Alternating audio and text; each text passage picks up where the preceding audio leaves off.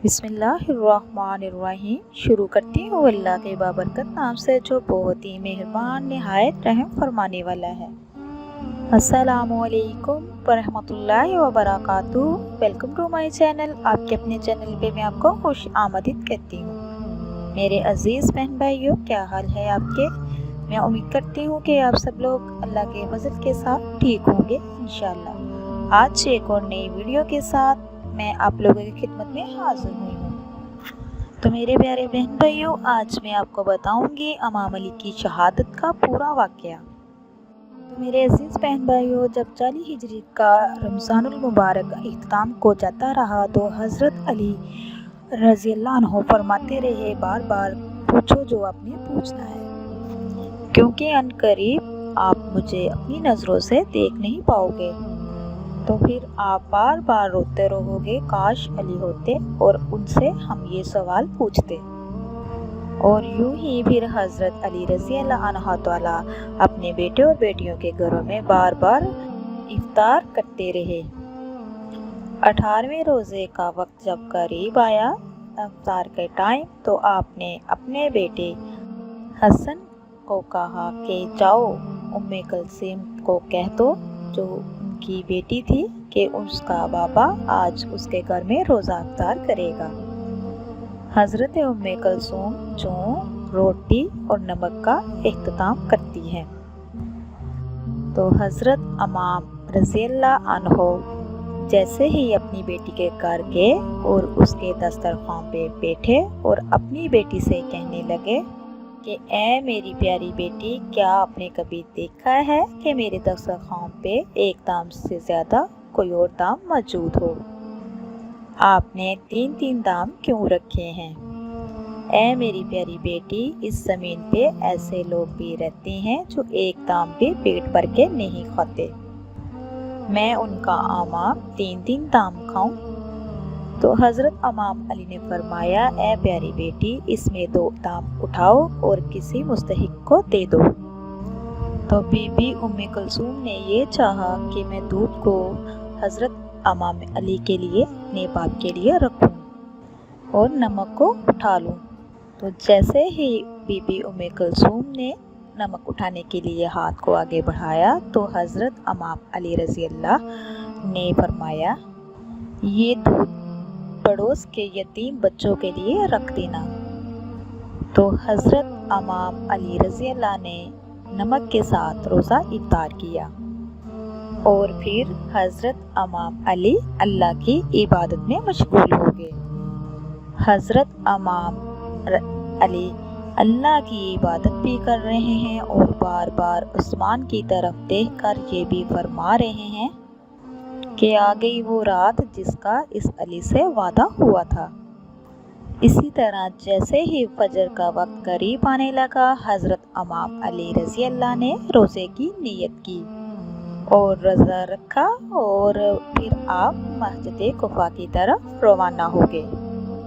तो आपके घर में इतने परिंदे मौजूद थे, वो आपके कदमों में गिर पड़ गए। वो अपनी अपनी ज़बान में कहने लगे कि ए मौला रुक जाएं।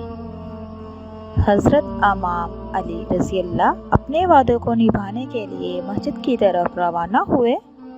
19 रमज़ान की रात जैसे ही आप मस्जिद कुफा में पहुँचे, जो इंसान मस्जिद में सोए हुए थे आपने जगाया और उनमें आपका कातिल अब्दुर्रहमान भी मौजूद था। उसने आपकी तरफ देखा तो आपने फरमाया कि फजर के वक्त अल्लाह के घर में सोना अल्लाह को पसंद नहीं, उठो और अपने फ़र्ज को अंजाम दो। ये कह के आप मेहरान की तरफ रवाना हो गए और अजान देने लगे। आपकी आखिरी अजान जैसे ही कुफा की गलियों में गूंजी तो कोहराम बर्पा हो गया। इमाम रज़ियल्लाहु अन्हु ताला जैसे ही मस्जिद में उन्होंने नमाज अदा की, रुकू किया, सजदे में गए, तो अब्दुर्रहमान जो अपने साथ एक तलवार छुपा के आया था, जो जहर में डूबी हुई थी, تو میرے عزیز بہن بھائیوں، میری ویڈیو کو پوری اینڈ تک ضرور دیکھیے گا۔ میرے چینل کو سبسکرائب کیجئے، لائک کیجئے اور بیل آئیکن کو آن کیجئے۔ قرآن و حدیث کی جب بھی بات ہو رہی ہو تو اس کو ضرور شیئر کیا کریں، یہ صدقہ جاریہ ہے۔ تو میرے عزیز بہن بھائیوں، جیسے ہی حضرت امام رضی اللہ عنہ سجدے میں گئے تو اس قاتل عبد الرحمن نے آپ پہ وار کر دیا۔ تو آپ نے فرمایا، رب کعبہ کی قسم، آج یہ علی کامیاب ہو گیا۔ آپ کے خون سے ساری مسجد رنگ گئی اور مسجد میں کوہرام برپا ہو گیا، آسمان سرخ ہو گیا اور نمازی سارے رونے لگے۔ تو مسجد والے میں جو لوگ تھے انہوں نے حضرت امام علی کے قاتل کو پکڑا اور ان کی طرف لے کے آئے۔ مسجد میں جو لوگ موجود تھے ان میں سے ایک شہد کا شربت لے کے آیا حضرت امام علی رضی اللہ کو پلانے کے لیے۔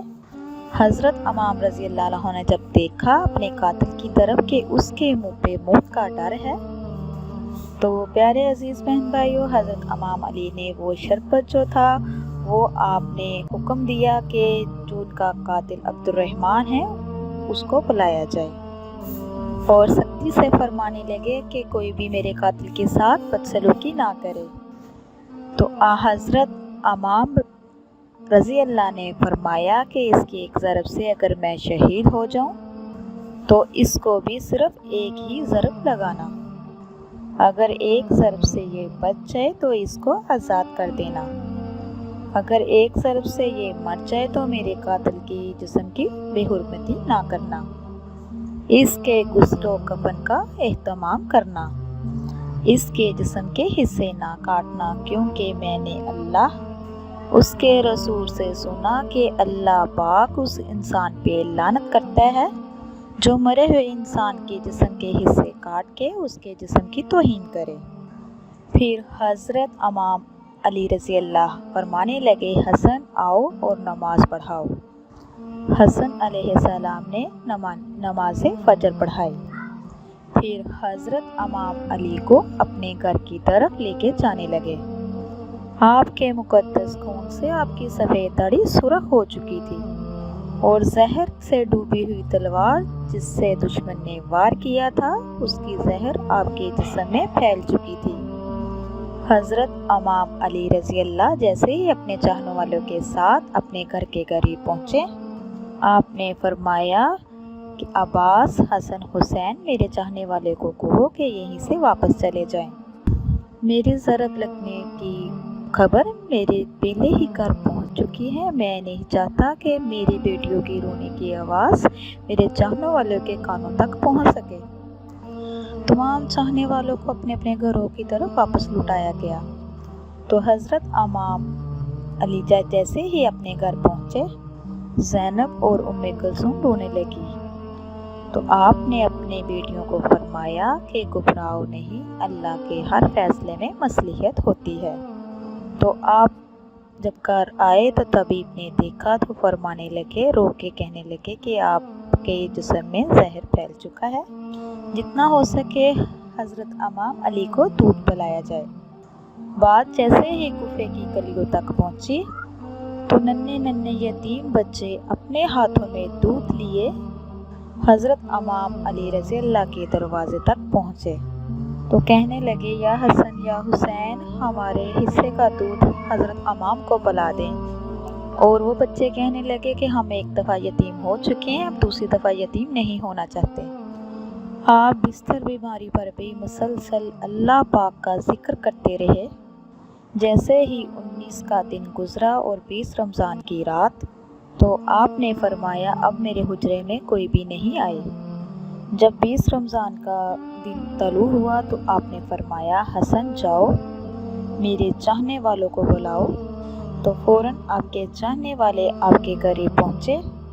انہوں نے دیکھا کہ حضرت امام علی رضی اللہ کے زخم کی وجہ سے تلوار جو لگی اس کی وجہ سے پورے جسم میں زہر پھیل گیا اور اس کی وجہ سے چہرے کا رنگ زرد ہو چکا تھا۔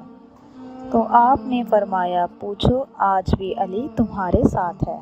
تو ان کے چاہنے والے زاروں کو رونے لگے۔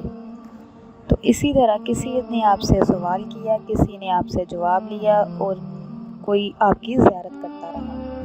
جب آپ کے چاہنے والے چلے گئے تو آپ نے فرمایا حسن ہمارے پورے خاندان کو اکٹھا کرو۔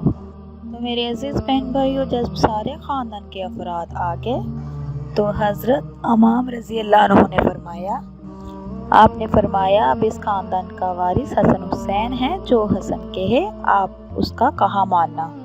اور آپ نے فرمایا کہ اے پیارے میرے بیٹے حسن، آپ اپنے نانا کی صلح حدیبیہ کو یاد رکھنا اور انسانوں میں امن اور محبت کا خاص خیال رکھنا تاکہ انسانوں کا خون نہ بہے۔ پھر آپ نے کہا حسن اور حسین میرے پیارے بیٹوں، میرے جنازے کے بعد میری قبر کی کسی کو خبر نہ دینا، کیونکہ مجھے پتہ ہے میری شہادت کے بعد اللہ کے دین کے دشمن فساد کروائیں گے۔ حضرت امام علی نے فرمایا کہ اے میرے بیٹو، اسلام کے لیے ہر غم سہنا اور اسلام کا بول بالا رکھنا اور اللہ کے رسول کی گواہی دینا۔ تو میرے عزیز بہن بھائیوں، ہمارے حضرت امام رضی اللہ عنہ پھر اسی طرح دنیا سے کوچ کر کے شہادت کا رتبہ پایا۔ تو میرے عزیز بہن بھائیوں، اسی کے ساتھ میں اجازت چاہوں گی۔ میری ویڈیو اچھی لگے تو اس کو ضرور شیئر کیجیے گا۔ اب تک کے لیے اتنا ہی۔ اللہ پاک آپ کو، مجھے اور سب کو اپنے حفظ و ایمان میں رکھے۔ اللہ حافظ۔